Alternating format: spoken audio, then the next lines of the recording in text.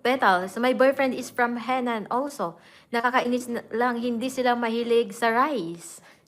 Hello ma'am, learning petals. Siguro yung boyfriend mo andyan sa ano no, sa Pilipinas. Sila hindi dito nag-rice. Yung kinakain dito ay lugaw. Pag dinala ka dito sa ano, sa China, hindi ka na talaga makakain ng rice, lugaw. Kasi maa-adapt mo na yung pagkain nila. Dito dati, pagdating ko, buntis ako kay Lingbo. Nakikita ko dati si mama nagsasaing. Nagsasaing naman si mama, pero hindi sila kumakain. Nagsasaing lang siya para sa akin. Aba, minsan magsaing ay madami, hindi ko mauubos. Ako lang ang kakain. Yung asawa ko, hindi rin nakain. Yung kinakain nila ay lugaw.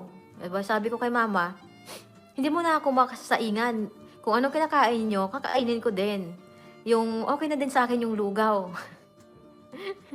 Na-adapt ko na yung lugaw lagi. Kasi pag pag magsaing, 'di ba madali siyang lumamig. Pag lalo na winter season, madali siyang lumamig. Pag kinain mo yung kanin na malamig, ay lalamigin ka din. Kaya okay na din yung lugaw kainin dito sa Northern China kasi malamig. Nasanay na ako kumain ma'am ng lugaw. Pag dinala ka ng boyfriend mo dito sa Northern China, ay talagang kakain ka din ng lugaw. Okay naman. Kahit kumain ka ng lugaw ay yung mga ulam naman dito ay pipili ka. Masasarap na ulam.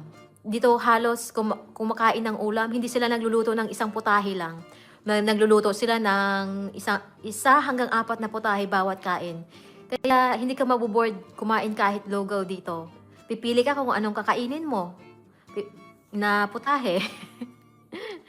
Nagtanong ko sa asawa ko, bakit pag kumain kayo ay hindi tig-iisang putahe lang? Para daw sabi ng asawa ko, para masaya kumain. Hindi daw bored kumain, may pagpipilian ka daw kumain. Kaya pag magluto kami dito, iisang putahe, 2 putahe, yun.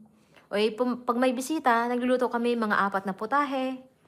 Pag ay talagang mga Chinese New Year, madaming putahe ang niluluto namin. Pero kakaunti lang yun ha. Basta madaming putahe, madaming iba-iba din ang flavors. Hello ma'am, learning petals. Pag dito ka na sa China, mag-adapt ka din ng kanilang foods dito. A-adapt ka na ng maanghang lagi.